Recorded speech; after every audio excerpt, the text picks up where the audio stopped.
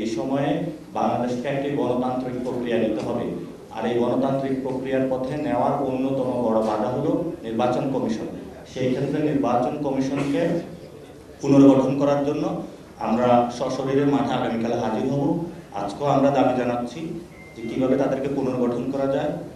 যে মিনিস্ট্রিগুলো রয়েছে তারা উদ্যোগ নেয় এবং লোকাল গভর্নমেন্টের ইলেকশনের মধ্য দিয়ে এই সাংবিধানিক প্রতিষ্ঠানকে আমরা শক্তিশালী করে বাংলাদেশে গত তিনটা যে ইলেকশন হয়েছে, যে সিস্টেমের মধ্য দিয়ে এসেছে এবং বাংলাদেশকে পঙ্গু করে দেওয়া হয়েছে, সেটা থেকে আমরা বাংলাদেশকে মুক্তির দিশা খুঁজতেছি। সেই ক্ষেত্রে আমরা বিভিন্ন রাজনৈতিক দল পক্ষ গোষ্ঠী যারা রয়েছে তাদের কাছে আহ্বান জানাবো, ছল ছাত্রীর কোনো আশ্রয় নেবেন না। বিভিন্ন জায়গায় আপনারা যে ছল ছাত্রীর আশ্রয়টা নিচ্ছেন, এর মাধ্যমে সাংবিধানিক যে প্রতিষ্ঠানগুলো রয়েছে তাদের উপরে হস্তক্ষেপ হচ্ছে। যদি এভাবে বিচারালয়ের উপর হস্তক্ষেপ, বিভিন্ন সরকারি প্রতিষ্ঠানের উপর হস্তক্ষেপ, দেশকে অস্থিতিশীল করার যদি প্রচেষ্টা করা হয়, গণতান্ত্রিক প্রক্রিয়া বারবার বাধাগ্রস্ত হবে। এই গণতান্ত্রিক প্রক্রিয়া উত্তরণ করার জন্যই কিন্তু 5 তারিখে জনগণ নেমে এসেছিল এবং তারা রক্ত দিয়েছিল।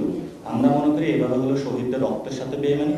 সবাইকে অনুরোধ জানাবো, আমরা দেশের নাগরিক এবং দল পক্ষ গোষ্ঠী, আপনারা এই অস্থিতিশীল কায়দা থেকে সরে আসুন, জনগণকে মুক্তি দিন।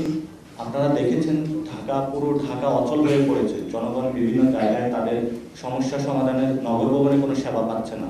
সেজন্য দলীয় স্বার্থ, কিছু টেন্ডার, নিজেদের কিছু কাজ, এগুলোর জন্য যা বিভিন্ন নগর ভবনে তালাবদ্ধ করা, দলীয় ছল ছাত্রীর আশ্রয় নেয়, এগুলো আপনারা করবেন না। কারণ জনগণ আপনাদের দিকে তাকিয়ে আছে, সব দল পক্ষ গোষ্ঠী। আমরা আপনাদেরকেও আহ্বান জানাবো, নির্বাচন কমিশন এটাই কিন্তু আমাদের একটা সাংবিধানিক ভিত্তি, যেটার মধ্যে দিয়ে আমরা গণতন্ত্রে যাবো।